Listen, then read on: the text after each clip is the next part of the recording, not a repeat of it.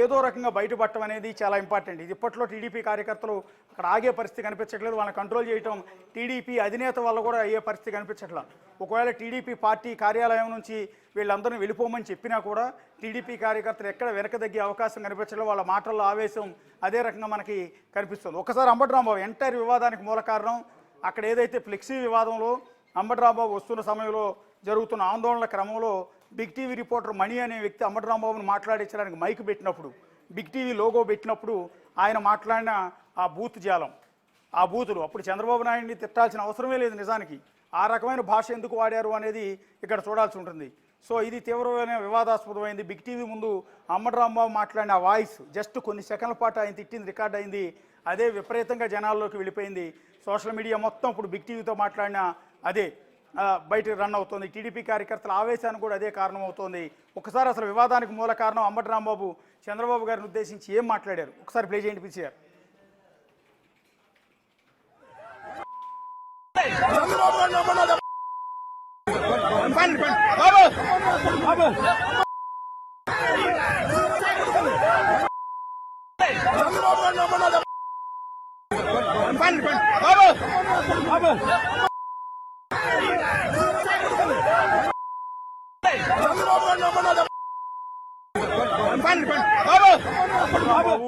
కారులోంచి వెళ్తున్న సందర్భంలో big TV reporter మణి వెళ్ళి ఆయన మైక్ పెట్టి ఏం మాట్లాడతారు దీని మీద అన్నప్పుడు ఆయన ఎందుకు ఆందోళన చేస్తున్నారు, ఎవరు తనను అడ్డుకుంటున్నారు, దాని మీద మాట్లాడుంటే బాగుండేది.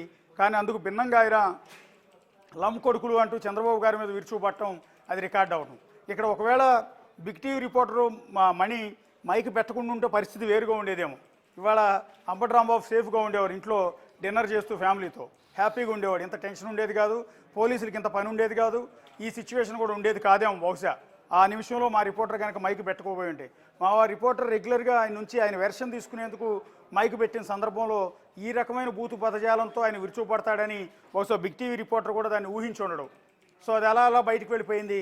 ఈరోజు టీడీపీ కార్యకర్తల ఆవేశానికి కారణమవుతుంది. సో ఇప్పుడు ఈ పరిస్థితి చేయదాటక ముందే అంబటి రాంబాబు బయటకు వచ్చారు, మీడియా ముందుకు వచ్చారు. కొంతమంది టీడీపీ కార్యకర్తలు వెళ్ళి ఆయన ఇంటి ముందు ఆందోళన చేశారు, నిరసన ప్రదర్శన చేశారు తప్ప దాడులు చేయాల. ఆ సమయంలోనే అంబటి రాంబాబు ఇంటి బయటకు వచ్చి మీడియాతో మాట్లాడారు. ఆ మాట్లాడిన సందర్భంలో ఆయన ఏమాత్రం తెలివితేటలున్నా తన రాజకీయ అనుభవంతో ఒక్క మాట, నేను అంబటి రాంబాబు చంద్రబాబు గారిని ఉద్దేశించి పొరపాటున అన్నాను, సో ఆ మాట అనకుండా ఉండాల్సిందన్న మాట అనుంటే ఇంత గొడవ జరిగి ఉండేది కాదు. కానీ అందుకు భిన్నంగా అంబటి రాంబాబు మాట్లాడారు. ఆ ప్రెస్ మీట్లో అంబటి రాంబాబు ఏం మాట్లాడారు చూడండి. ఒక మహిళ వచ్చి తిట్టింది, ఇష్టం జరిగి తిట్టింది. ఆ తిట్టి క్షణంలో వాళ్ళు తిట్టే ప్రయత్నం చేసే మధ్యలో చంద్రబాబు వైపు కూడా వస్తుంది సహజంగా. దాన్ని ఏందయ్యా నాకు అర్థం కాలేదు. చంద్రబాబు నాయుడు గారు తిట్టిస్తానంట, చంద్రబాబు నాయుడు గారు లోకేష్ గారు కలిసి రాంబాబు గారిని వాళ్ళు అరెస్ట్ చేయాల్సింది అన్నారు. చేసుకోండి, సిద్ధంగా ఉన్నాను, ఇప్పుడే కాదు ఎప్పటి నుంచో సిద్ధంగా ఉన్నా. చెప్పా నేను, నీ రెడ్ బుక్ నా కుక్క కూడా లెక్క చేయదని చెప్పా. నువ్వు అరెస్ట్ చేస్తే అరెస్టుకు సిద్ధంగా ఉన్నా, బెయిల్కి కూడా వెళ్ళని వాళ్ళ అరెస్ట్ చేస్తానని తెలుసు. నేను బెయిల్కి వెళ్ళను, పారిపోను, నా ఇంట్లోనే ఉంటా. అదే మీరందరూ వచ్చి అరెస్ట్ చేసుకుంటే తీసుకెళ్ళి వెళ్ళిపోతాను, మమ్మల్ని నాగమంటాను వెళ్ళిపోతాను. ఈ అన్యాయమైన అక్రమమైన అరెస్ట్ చేస్తారా మీరు? నేను స్పర్ ఆఫ్ ది మూమెంట్ లో అన్నదాన్ని ఆసరాగా తీసుకుని చంద్రబాబు నాయుడు గారు తెప్పించుకున్నారంట. ఏమంటే అరెస్ట్ చేయండి అన్న పోస్ట్ పెట్టారు. I don't care. మరొకసారి చెప్తున్నా, చంద్రబాబు కొడుక్కి రెడ్ బుక్ కి నా ఇంట్లో కుక్క నా తోటలో ఉన్న 2 కుక్కలు అవి కూడా భయపడవు. అర్థం కదా? మీరు అరెస్ట్ చేస్తే భయపడేవాడిని కాదు నేను అని చెప్తున్నా. ఒక మహిళ వచ్చి తిట్టింది, ఇష్టం జరిగి తిట్టింది. మొదట అంటే ఈ వివాదం ఆయన బూతులు మాట్లాడిన తర్వాత ఇంటికి వచ్చారు. ఇంటి ముందు టీడీపీ కార్యకర్తలు నిరసన ప్రదర్శన తెలియజేశారు.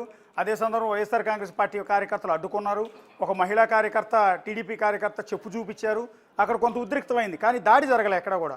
ఆ నిమిషంలోనే ఆయన బయటకు వచ్చారు, ప్రెస్ మీట్ పెట్టారు. ప్రెస్ మీట్ పెట్టిన సందర్భంలో ఆయన కనుక నేను పొరపాటున అన్నాను, అలా అనకుండా ఉండాల్సిందే అన్న మాట చెప్పుంటే బాగుండేది. అసలు నేను చంద్రబాబుని అనలేదు, నా ఎదురుగా ఉన్న వ్యక్తులను అన్నాను అంటూ ఆయన అబద్ధం ఆడే ప్రయత్నం చేశారు. ఎందుకంటే రికార్డెడ్గా ఉన్న వీడియోని ఆయన ఎట్లా తప్పుదో పట్టిస్తారు? సో దాన్ని అబద్ధం అని ఎట్లా అంటారు? రెండోది, అక్కడ అన్న సందర్భంలో మరోసారి ఆయన తొడగొట్టారు, దమ్ముంటే రా చూసుకుందామని. నీ రెడ్ బుక్ మా ఇంట్లో కుక్క కూడా భయపడదా అన్నారు. మరోసారి రెచ్చగొట్టే ప్రయత్నాలు చేశారు. అంటే నేను అరెస్టుకి సిద్ధంగా ఉన్నారా, కమాన్ హిట్ మీ అన్నట్టుగా ఆయన మరోసారి టీడీపీ కార్యకర్తలు రెచ్చగొట్టే ప్రయత్నం చేశారు. ఆ ప్రెస్ మీట్లో అలా మాట్లాడకుండా ఉండుంటే టీడీపీ కార్యకర్తలో ఈ రకమైన ఆవేశం బహుశా ఇప్పుడు ఉండేది కాదు. ఇంత పెద్ద ఎత్తున టీడీపీ కార్యకర్తలు ఆయన ఇంటి దగ్గర చేరి ఆయన ఇంటిని విధ్వంసం చేసే పరిస్థితి ఉండేది కాదు. సో ఆ పరిస్థితి ఆయన గుర్తించలేదు. ఇమ్మీడియట్గా ప్రెస్ మీట్ పెట్టి స్టోర్స్లెట్ కామెంట్ చేసి ఆయన వెళ్ళిపోయారు. వెంటనే టీడీపీ కార్యకర్తలు పెద్ద ఎత్తున అక్కడ చేరుకున్నారు.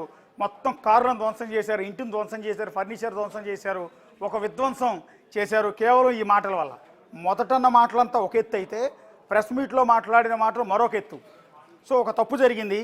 ఆ తప్పు జరిగినప్పుడు దాన్ని కూల్ డౌన్ చేసుకునే ప్రయత్నం రాజకీయ నాయకులు సహజంగా చేస్తూ ఉంటారు. అలా చేయకుండా అందుకు భిన్నంగా అంబటి రాంబాబు వ్యవహరించడంతో ఇప్పుడు మూల్యం చెల్లించుకోవాల్సిన పరిస్థితి.